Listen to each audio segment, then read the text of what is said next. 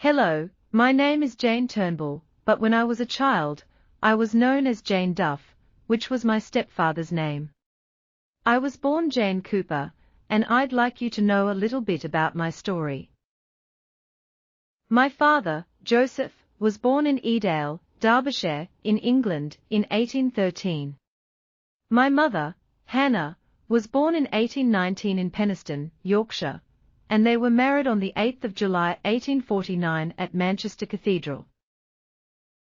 They emigrated to Australia from Liverpool on the 8th of December 1852 on board the ship Confiance, arriving in Geelong, Australia, on the 12th of April 1853.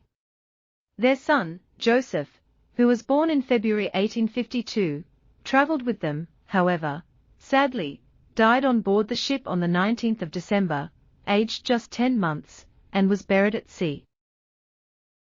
My father became an agricultural labourer, sponsored out by Wilson Brothers of Wimmera for 12 months, with wages of £112. The family settled in the Wimmera and he worked as a shepherd at Kewell Station, Wonwunda Station, and other stations in the district. My older brother, Ike, was born on the 24th of August 1855 at Wonwunda Station. My father then purchased land in Green Park, Horsham, and I was born there in January 1857. Sadly, my father died in October 1858, when I was just 21 months old, and my mother remarried in October 1859 to Stephen Duff. From then on, I was known as Jane Duff. My stepbrother, Frank, was born at Wonwunda Station on the 26th of July 1860, after which we moved to Spring Hill Station into a shepherd's hut, built of slabs with a clay floor and a bark roof. This became our family home. This is a picture of my mother with Frank, standing outside the hut. We 3 children would help our mother by fetching water and gathering twigs from the broom bushes, which she would tie together to use as a makeshift broom to sweep the clay floor of the hut. On the morning of Friday the 12th of August 1864, our mother sent us out to gather broom brush from the shrubs so she could sweep the hut and make it look nice for when father came home. The boys had done this chore many times before, but on this occasion, Isaac asked if I could join them, so he could show me the wildflowers. It was a fine August day, when we set off in high spirits to collect the broom, which grew a little way from the hut.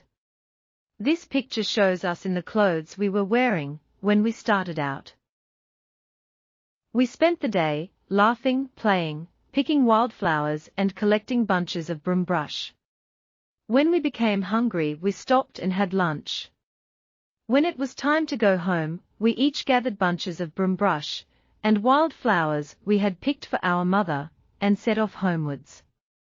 We had walked some distance, climbing over brush fences, and going further to the edge of the scrub than we had expected. The bush was becoming thicker and more impenetrable, and it looked so unfamiliar.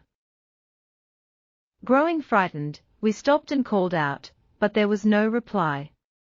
We were lost and wandered further into the dense Nurkung scrub. We were tired and lay down under a small shrub. We took off our socks and shoes, huddled together, said our prayers and went to sleep. In the morning, our socks had disappeared and we thought wild animals must have taken them, so we decided to keep our shoes on from that point. During the day, Isaac would climb the trees to try to find familiar landmarks. He and I would take turns at carrying Frank when he was too tired to walk. We ate wild berries and the only water was from the dew from the leaves. At night we tried to protect Frank from the winter temperatures by huddling together, with Frank always being in the middle of us, and on particularly cold nights, I would take off my lilac frock and cover them both. We would also use the broom brush and leaves as bedding and shrubs as shelter. The days came and went. What we didn't know was that our father had organized search parties for us. After 4 days, they had picked up our tracks and followed them for 2 days and over 12.5 miles until a thunderstorm washed them all away. They were beginning to lose hope. One of the search party rode 30 miles to Nil, and returned with 3 expert Aboriginal trackers, Dick, Red Cap and Fred. When the black trackers found a bundle of twigs in a clump of saplings, they knew they were closing in on us. This was where we'd sheltered from the wind and rain, the night before. An hour before sundown, on the 9th day, our father rode up over a rise and saw something white in the distance. It was us, under a small clump of shrubs, lying huddled together on a bed of broom, under my lilac frock. He had no idea if he had found us in time. Isaac attempted to sit up, his face was worn and emaciated. He was too weak to speak and fell back down. Frank woke up and said, "Father, why didn't you come sooner? We were calling for you." I just opened my eyes and could only murmur, "Cold. Cold." We were suffering from exposure, dehydration, and malnutrition, and were barely alive. It was about 8 miles to the nearest shepherd's hut. Dick picked me up and strode off through the scrub.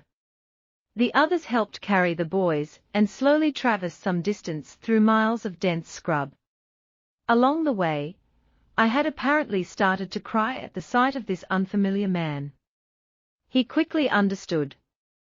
"Little girl frightened," he said, "No me." He turned to my father and said, "Best that you take her," and he carefully handed me over. On the Sunday morning, over 2 weeks after we had left, we were taken to our family hut. A distance of about 16 miles, it was calculated that we had wandered considerably more than 60 miles in circles, 20 miles on the first day, and over 4 miles on the last. It took months of careful nursing and loving care to restore us to near normal health, although some say that we never really fully recovered from our ordeal. Our story became very famous throughout Australia, and we became known as the Babes in the Wood. Queen Victoria sent a letter complimenting us on our bravery. I received gifts including a Bible from Tasmanian school children, and a marble statuette of Babes in the Wood from England by the sculptor Sir Richard Percival Daniels. Our story appeared in the School Reader in Victoria and in other states. There were many books, and a film in 1973. There have been Duff Memorials, a Duff Highway Park and a street named Duff in Horsham. Nobody seems to remember that, actually, I was a Cooper.